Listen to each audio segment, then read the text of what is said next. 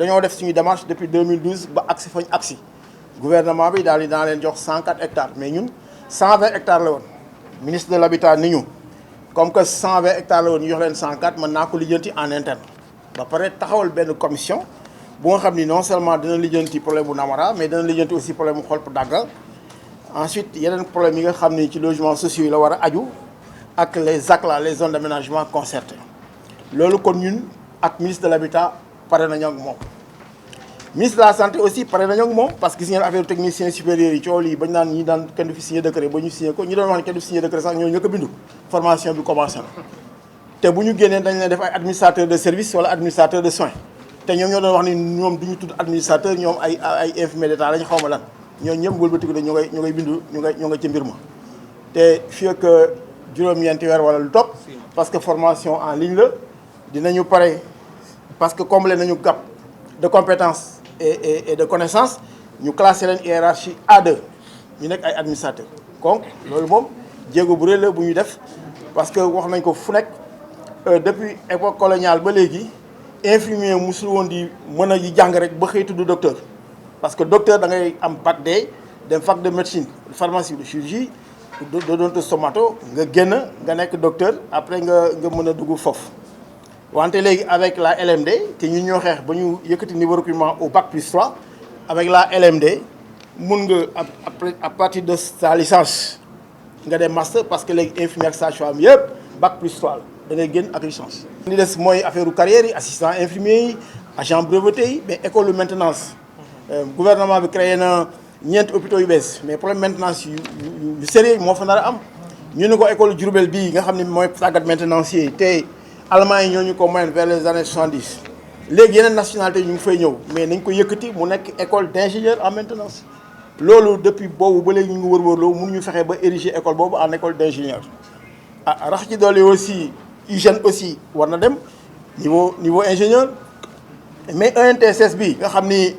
ki fi toog nii mooy le directeur des études de l'ENTSS danañ fi ñëwaat kenn ki ñi yëpp ay directeur des études lañ keneen kaa ngi nii danañ ci waxtaanee mais ENTSS pour mu nekk école doctorale problème bu mag la or dans le monde entier nekkatul affaire assistants sociaux affaire intervention sociale changé nañu paradigme yi parce que ñun ñoo xeexoon aussi ba 2008 ñu def assise nationale de l'action sociale léegi ba léegi mënuñu avancer ci dossier boobu le ministère l'action sociale est revenu au ministère de la santé avec une direction générale de l'action sociale mais ba léegi danañ ci ñëwaat léegi ba léegi demuñu fenn ñu nga waat delluwaat fa ñu nekkoon problème mu CDS yi aussi mi ngi ci dossier boobu maanaam comité de développement sanitaire ñoom ñoo remplacé comité de santé yi mais léegi ñoom li ñuy def ñoom ñoo yës comité de santé parce que comité de santé ñu quand agent communautaire yi mu bari mu néew li ñuy bay foofu lay ba weer bi dee mais ñeneen ñi ñoo koy dundee ñoom ñu toog ñu leen di neexal ay 7500 ki 9000 francs ak yooyu ndaxte clé bi joxoon na leen 40% des recettes ci kii bi passé ci comité de santé mais léegi CDS dafa leen jox 20% léegi nag li ci des yëpp 80% yëpp ay charge la ay réparation de ceci ay yu kenn xamul alors que collectivités yi ñoo war a jël en charge poste de santé yi ak centre de santé yi loolu loi moo ko wax ak état bi dugal ci loxoom mais mënuñu ñu ne bay leen lu ngeen bay ba pare seddoo leen ko te ñi koy bay ñoo gën a néew payor te CDS war na am ay contrat mais ministre bi dégg nañ ci benn télé mu naan am na ñoo xam ni du ñu fayeeku 35000 mais am na ñuy fayeeku 25000 ay sages-femmes ay infirmiers d'état yoo xam ni CDS yooyu ñoo leen jël ñenn ñi sax dans la région de Thiès at yi passé dañu leen doon fay si pourcentage yu yi ñuy ticket yi ñuy jaay ci lañ doon fay infirmiers d'état ak sage-femme bac plus 3 ñu lay jox 25000 30000 wala 45000 Dakar gi sax kii mi ngi may dolli Dakar gi sax am na fi ñoo xam ni dañoo nekk dans les structures di fayeeku moyen de 35000 sax donc loolu mu nekk wax bu dëgg ministère de la santé li ñu waroon waxtaan ak moom si plateforme bi ñu am encore que du problème secteur bi yëpp moo fa nekk suñu plateforme minimale nga xam ne ay ponk SUTSAS ponk SUDETEM ponk ñeneen ñëpp mu nekk point yooyu ci loolu la ñu discuter parce que revendication du jeex mukk tant que plateforme yaa ngi fi tant que liggéey baa ngi fi mais ci ponk yooyu daal ministère de la santé amatuñu wax ak moom waaw yaa xayti léegi lan moo tere ñu signé kayit boobu 21 mai ba léegi signé wuñ ko ba élection yu jub signé wuñ ko ba tey bu ñu dee woon ak yeneen waxtaan ñu ne leen ñun amatuñu waxtaan ak yéen